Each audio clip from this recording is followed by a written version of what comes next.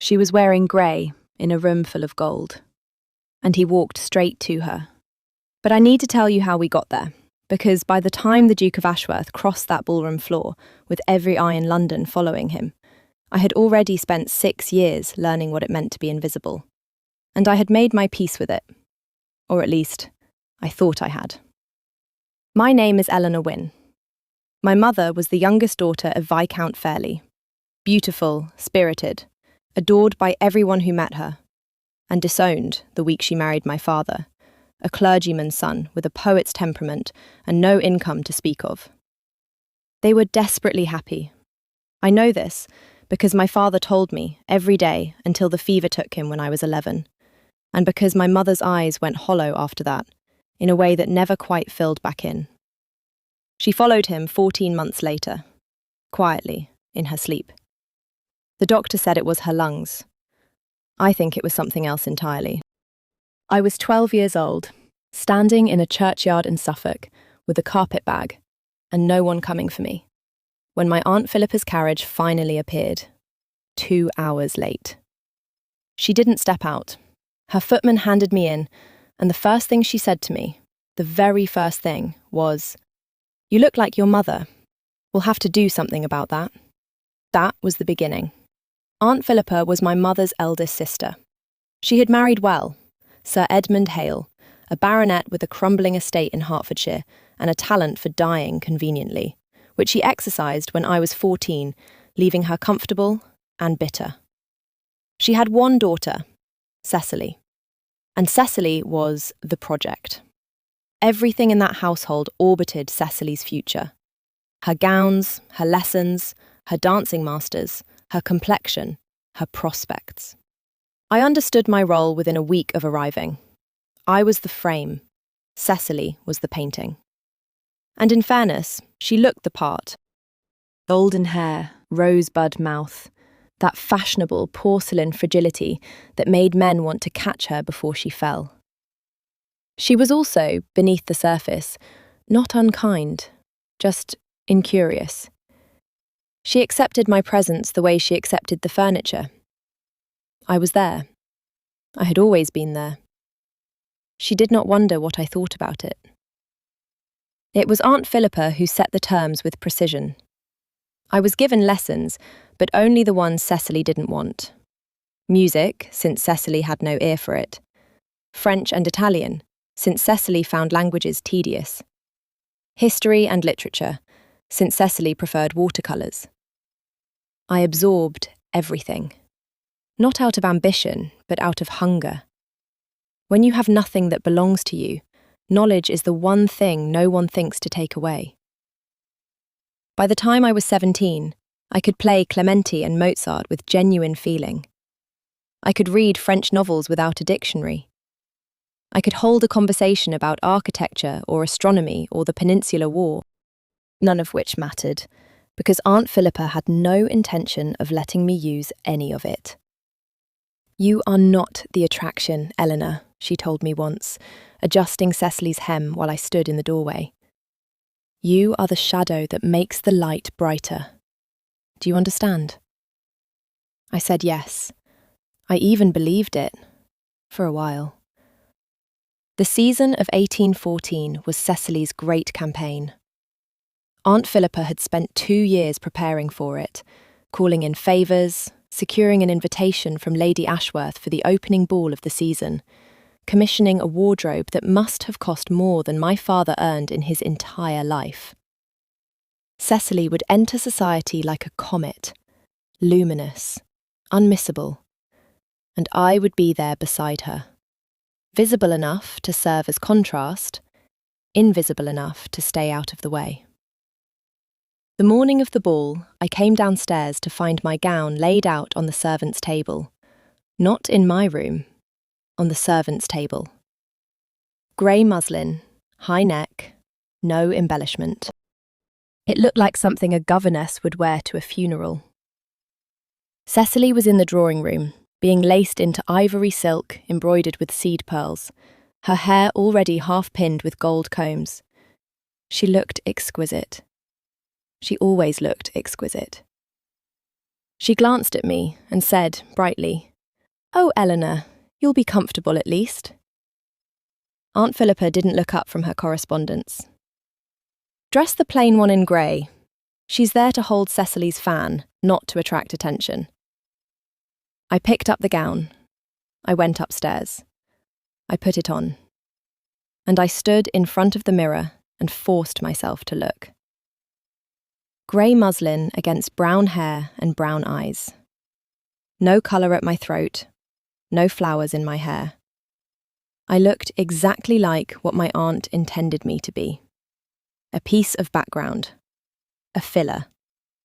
A nothing. But here is the thing about being made invisible for 6 years. You learn to watch. You learn to listen. You learn to read a room with a precision that pretty girls never need to develop, because pretty girls are the room. I could tell you within 30 seconds who held the real power at a dinner table, whose marriage was strained, whose smile was performance, and whose was genuine. I had been trained, unintentionally but thoroughly, to be the most observant person in any gathering. I just hadn't yet understood what that skill was worth. We arrived at Ashworth House at 9:30. I had never seen anything like it. 300 candles in the entrance hall alone. Hothouse flowers banking every staircase. The sound of the orchestra drifting down from above like something from a dream I hadn't earned the right to have. Cecily floated in on Aunt Philippa's arm, and I watched it happen. The way heads turned, the way conversations paused. She was a beautiful girl, entering a room designed to showcase beautiful girls. The machinery worked exactly as intended. I followed 3 steps behind, holding her fan and her reticule, and took my position against the east wall, between a marble column and an elderly dowager who smelled of lavender and was already asleep. And I watched. The ballroom was a marketplace, though no one would have called it that. Mothers positioned daughters like chess pieces. Fathers assessed other fathers across the room with the calculation of generals surveying terrain. Young men circled, performing ease they didn't feel. And at the centre of it all, spoken about in whispers that moved through the room like weather, was the host's son, James Alcott, the Duke of Ashworth. I had heard the name, of course. Everyone had. 31 years old, unmarried, wealthy beyond the usual meaning of the word, not just land and title, but shipping interests, mining concerns, and, it was rumoured, a private library that rivalled the one at Chatsworth. He had spent 3 years abroad after his father's death, managing estates in the Caribbean and, according to London gossip, deliberately avoiding every matchmaking mother in England. Now he was back, and every woman in that ballroom was calculating her angle of approach. I spotted him before Cecily did. He was standing near the far windows with 2 other men, holding a glass of wine he hadn't touched. Tall, dark-haired, with the kind of face that wasn't handsome so much as decided. Strong jaw, serious brow, eyes that tracked the room with an alertness I recognised immediately, because it was the same thing I did. He was watching, reading, cataloguing. He was bored. No, he was something worse than bored. He was resigned. This is where things begin to turn. Because Aunt Philippa had not simply brought Cecily to the ball, she had engineered an introduction. Lady Ashworth, the Duke's mother, was an old acquaintance of my grandmother's. Aunt Philippa had spent months cultivating that connection, writing careful letters, sending small, thoughtful gifts, positioning herself as a woman of taste and discretion. She had secured not just an invitation, but a promise. Lady Ashworth would personally introduce Cecily to the Duke during the second set. I knew this because I had addressed every one of those letters myself. The introduction happened at precisely 10:30. Lady Ashworth, a silver-haired woman with kind eyes and a spine of absolute iron, guided Cecily forward. Aunt Philippa hovered 6 feet behind, vibrating with controlled ambition. "Your Grace, May I present Miss Cecily Hale?" Cecily curtsied beautifully. She always curtsied beautifully. The Duke bowed. He said something polite. Cecily said something charming. They danced. And I watched from my pillar and felt nothing. Not jealousy, not longing, just the familiar, tired recognition that the world worked exactly the way Aunt Philippa said it did.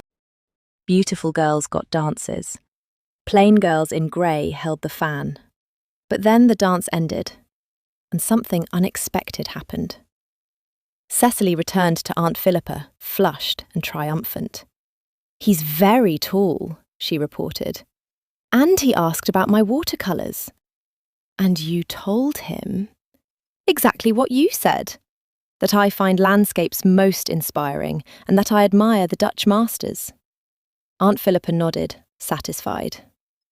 But I saw something she didn't. Because I had been watching the Duke, not Cecily.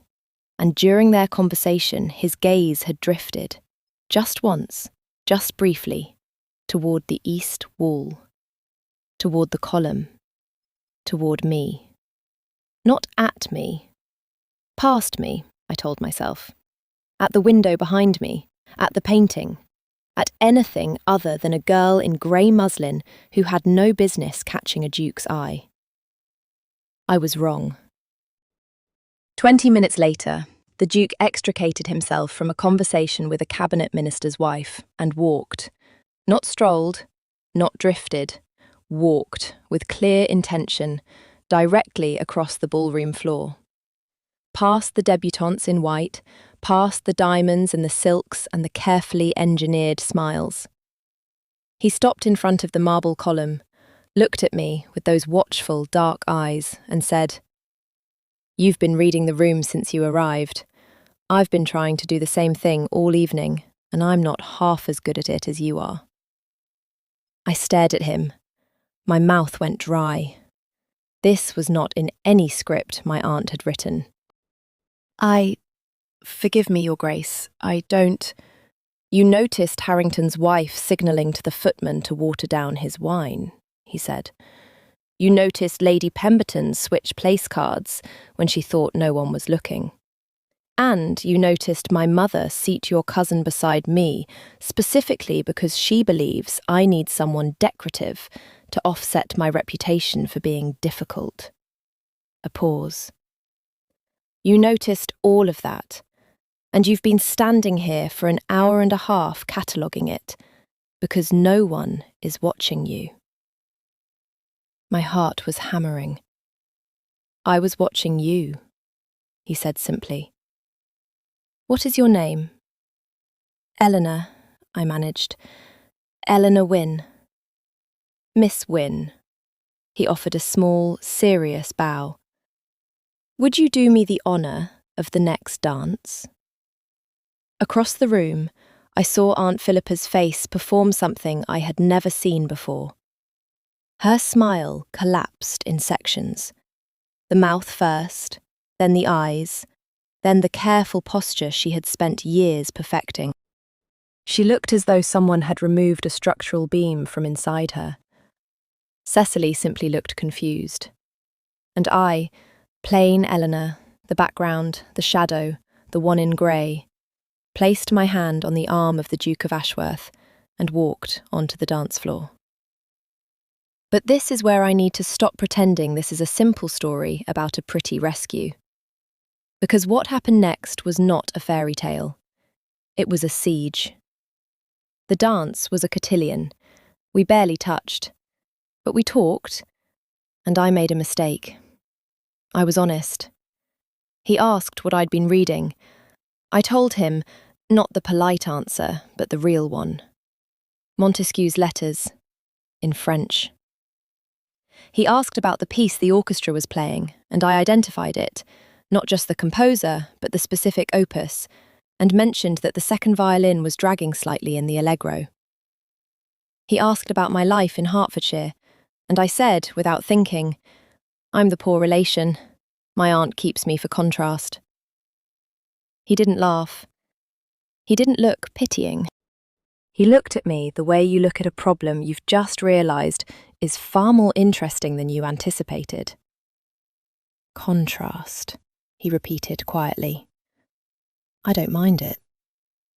The lie came automatically, the way lies do when you've told them long enough. Yes, you do. The dance ended. He returned me to my column. He bowed. He left. And the war began. In the carriage home, Aunt Philippa said nothing for 6 entire minutes. I know because I counted the ticks of silence the way you count the seconds between lightning and thunder, trying to gauge how close the storm is. Then, what did you say to him? He asked me to dance. I couldn't refuse without, what did you say to him, Eleanor? We spoke about music and literature. Another silence. Then, very quietly, with the kind of controlled fury that is more frightening than shouting, if you have done anything to compromise Cecily's prospects, I will send you back to Suffolk without a reference. You will be a governess. You will teach other people's children to do the things you will never do. Do you understand me? I said yes. I went upstairs. I took off the grey gown. I hung it in the wardrobe, and I sat on the edge of my bed in the dark for a very long time. But the damage, or the miracle, depending on where you were standing, was already done. Because the next morning, a card arrived at our London lodgings, addressed not to Miss Cecily Hale, but to Miss Eleanor Wynn. The Duke of Ashworth was requesting permission to call. Aunt Philippa intercepted the card. I know this because Mary, the housemaid, told me. Mary, who had been my quiet ally since the day I arrived, who left bread and butter outside my door on the nights Aunt Philippa sent me to bed without supper as a child. Mary saw Aunt Philippa read the card, go white, and lock it in her writing desk. Then Aunt Philippa told me the Duke had called on Cecily, and how fortunate it was, and how I must be sure to make myself scarce when he arrived. He arrived at 3 o'clock. I was upstairs. I heard his voice in the hall, that low, measured tone. And I heard Cecily's bright laughter and Aunt Philippa's practised warmth. And I sat by the window with a book I wasn't reading and told myself, this was how it was supposed to work. The system was functioning. The painting was being admired. The frame was in its place. Except that at 3:30, Mary appeared at my door, slightly out of breath. Miss, he's asking for you. What? The Duke. He told your aunt he had come to continue a conversation with Miss Wynn about Montesquieu, and would she be so good as to ask you to join them? I went downstairs. The scene in the drawing room was extraordinary. Aunt Philippa was seated in the corner like a woman watching her house burn down and trying to maintain her posture while it happened. Cecily was on the settee, still smiling but with the faintly puzzled expression of someone who has been handed the wrong script. And the Duke was standing by the mantelpiece, perfectly composed, and when I entered the room his entire bearing changed, subtly but unmistakably. He straightened, his eyes focused. Miss Wynn, I was telling your cousin about a passage in the Persian letters that I believe you mentioned last evening. I confess I couldn't do it justice. I hoped you might illuminate the point. This was a performance. I realised it immediately. He was engineering proximity, doing exactly what I described earlier, creating the machinery that would place us in the same room with a reason that even Aunt Philippa couldn't refuse without appearing rude, to a duke in her own drawing room. He was very, very good at it. We spent 40 minutes discussing French philosophy. Cecily contributed a remark about Paris fashion. Aunt Philippa contributed silence and fury. After he left, the retribution was swift. You are not to encourage him, Eleanor. I haven't encouraged. You have made yourself interesting to him, which is the same thing. Cecily is the one he should be calling on. Cecily is the one with prospects, with a dowry, with a mother who planned for this. You are a guest in this house. Do not forget it. But the Duke did not forget me. He called again 2 days later, and again the day after that. Each time with a perfectly constructed reason, a book he wished to lend me, a question about a piece of music he'd heard and thought I might identify, a request for my opinion on a botanical matter, having learned from Cecily that I maintained the garden. Each time, Aunt Philippa was forced to produce me, because to refuse a duke's direct request would be a social catastrophe. And each time, I felt the ground shifting beneath my feet. He was courting me. Not Cecily. Not the golden girl in ivory silk. Me, the one in grey. But here is where the story gets dangerous. Because Aunt Philippa was not a woman who surrendered. The crisis came 3 weeks after the ball. I returned from a walk to find Aunt Philippa in the drawing room with a woman I didn't recognise. Tall, sharp-featured, dressed in expensive black. Mrs. Graves. A distant connection of the Ashworth family and, as I would learn, the Duke's late father's former secretary's widow, who had maintained her position in society through a combination of usefulness and a near-encyclopedic knowledge of other people's vulnerabilities. Aunt Philippa had sought her out. Through Lady Ashworth's maid, she had learned that Mrs. Graves occasionally performed discreet inquiries for families concerned about undesirable attachments, and she had engaged her services with a single instruction: find something in Eleanor Wynn's history that will make the Duke lose interest. I didn't know this yet. What I knew was that Mrs. Graves looked at me when I entered the room with the flat, professional assessment of a woman cataloguing liabilities. "Miss Wynn," she said, "your father was a clergyman's son, is that correct?" "A clergyman's son, yes." "And your mother's family severed all ties upon the marriage?" "That is well known." "What is less well known," Mrs. Graves said, "is that your father's elder brother accrued significant debts, gambling debts, settled, eventually, by a patron whose identity was never made public." I felt the floor tilt. "Is this relevant?" I said carefully. "It is relevant," Aunt Philippa cut in, "because debts of that nature are exactly the kind of thing that surfaces when a duke's solicitors investigate a potential attachment. And when it surfaces, as it will, the association will ruin not just you, but Cecily.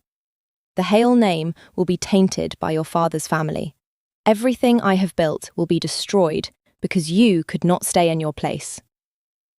This was the weapon. Not a lie, that was the precision of it. My uncle's debts were real. I had never known about them, but they were real. And in the brutal mathematics of Regency society, a connection to gambling and secret patrons was exactly the kind of stain that could close doors. Aunt Philippa laid her terms. I would write to the Duke.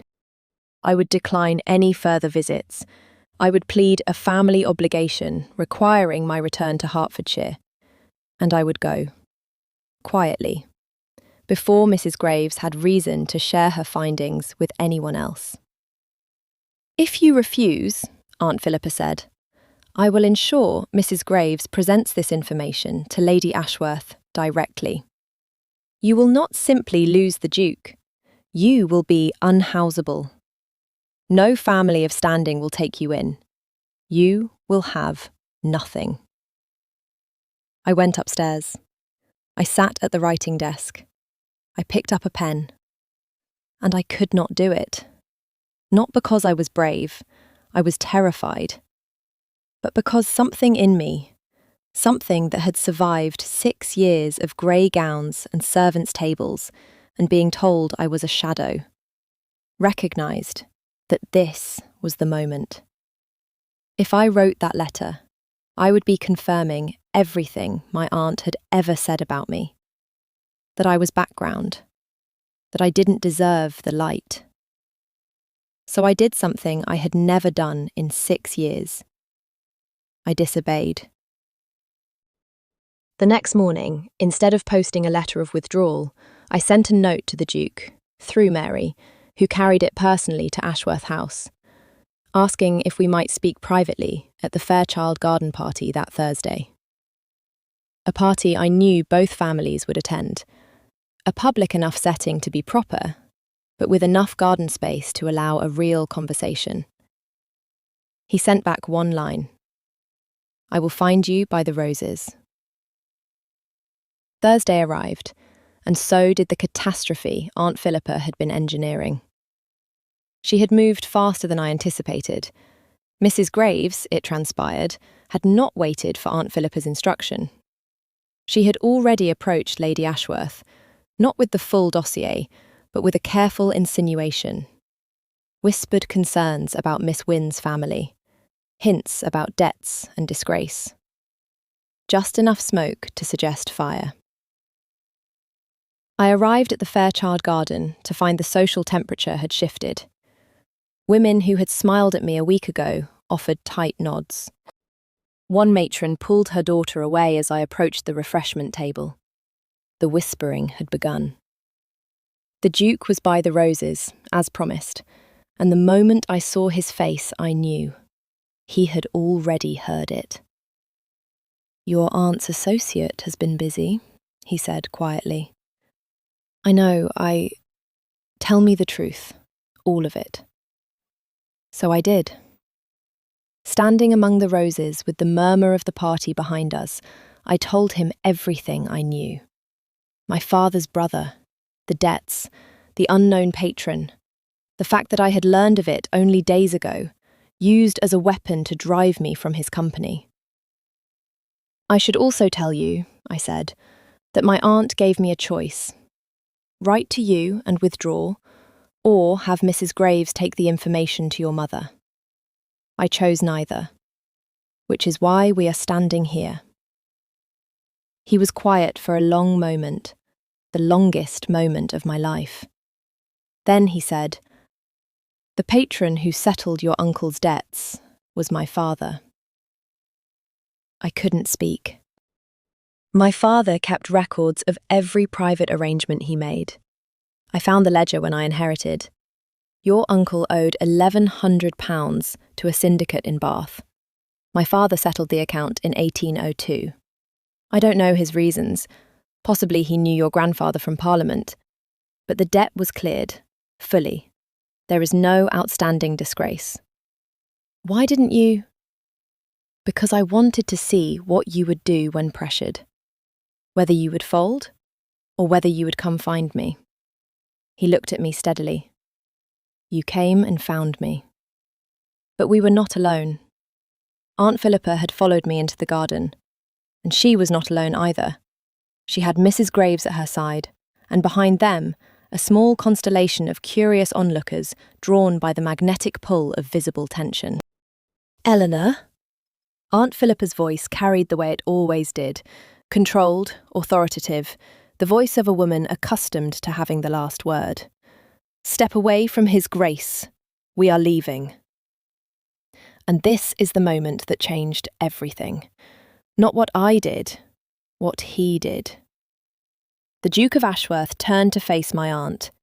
He did not raise his voice. He did not posture or perform. He simply spoke, clearly enough that every person in that corner of the garden could hear him. "Mrs. Hale, I must correct a misunderstanding. The financial matter you have employed Mrs. Graves to investigate was a private arrangement made by my own father. The debt was settled 20 years ago. There is no stain on Miss Wynn's family. There never was." Aunt Philippa went grey. "Furthermore," he continued, "Miss Wynn is not a guest whose presence you may revoke at your convenience.